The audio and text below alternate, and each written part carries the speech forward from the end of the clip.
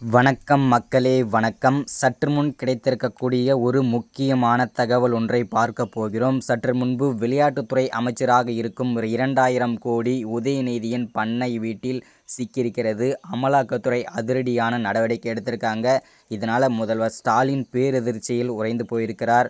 So இந்த 2000 கோடி எங்கிருந்து வந்தது, யாருடைய பணம், முதல்வர் ஸ்டாலினுடைய பணமா, இல்லை செந்தில் பாலாஜியோட பணமா, இல்லை முன்னாள் அமைச்சர் இப்போ சற்று முன்பு ஒரு வாரத்துக்கு முன்பு கைதாகியிருக்கும் முன்னாள் அமைச்சரான பொன்முடியின் பணமா, யாருடைய பணம் என்பதை தெளிவாக இந்த வீடியோவில் தொகுப்பாக பார்க்க போகிறோம்.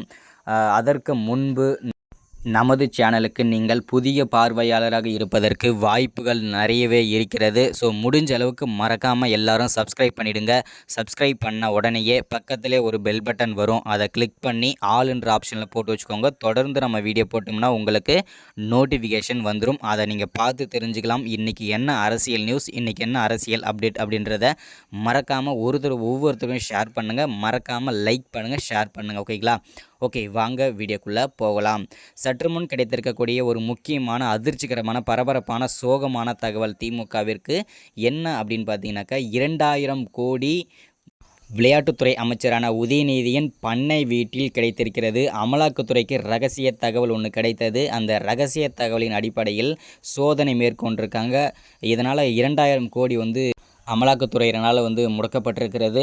இதுவும் பெரும் அதிர்ச்சியை உள்ளாகியிருக்கிறது. ஏன் அப்படின்னு பார்த்தீங்கன்னாக்கா, தற்போது திமுகவில் இருக்கும் முக்கிய புள்ளிகள் எல்லாருமே ஒவ்வொருத்தராக பல்வேறு சர்ச்சைகளை சிக்கிட்டு வந்துட்டுருக்கும் நிலையில் தான் தற்போது அந்த வரிசையில் திமுகவின் விளையாட்டுத்துறை அமைச்சரான உதயநிதியின் பண்ணை வீட்டில் 2000 கோடி கிடைத்திருக்கிறது. இந்த 2000 கோடி யாருடைய பணம், எங்கிருந்து வந்தது, யார் உங்களுக்கு கொடுத்ததுன்னு சொல்லிட்டு அமலாக்கத்துறை அதிரடியாக கேள்வி மேலே கேட்டுட்ருக்காங்க. இதனால் முதல்வர் ஸ்டாலின் பேரதிர்ச்சி உறைந்து போயிருக்கிறார். என்ன காரணம் அப்படின்னு பார்த்தீங்கன்னாக்கா, எல்லாருமே இப்படி போயிட்டு அப்புறம் நான் என்னடா பண்ணுறது, திமுக அப்போ ஆட்சி என்னடா பண்ணுறது, டிஎம்கே கட்சி அப்புறம் என்ன தாண்டா ஆகுறதுன்னு சொல்லிட்டு, நான் பணத்தை ஒழுங்காக தானே உன்னை வைக்க சொன்னேன், நீ இப்படி போயிட்டு யாரோ உனக்கு கொடுத்துட்டாங்களே, யாரோ தெரியுமா வச்சு இந்த மாதிரி மாட்டிக்கிட்டியே, நான் என்ன பண்ணுறது இப்போ அப்படின்னு சொல்லிட்டு பல்வேறு புலம்பல்களில் முதல்வர் ஸ்டாலின் இருக்கிறார். இனிமேல் உதயநிதியும் காப்பாற்ற முடியாது, அதில் எந்த விதமான சந்தேகம் கிடையாது. அவருமே புழல் சிறையில் அடைக்கப்படுவதற்கான வாய்ப்புகள் நிறையவே இருக்கிறது. அதில் எந்த மாற்று கருத்தும் கிடையாது.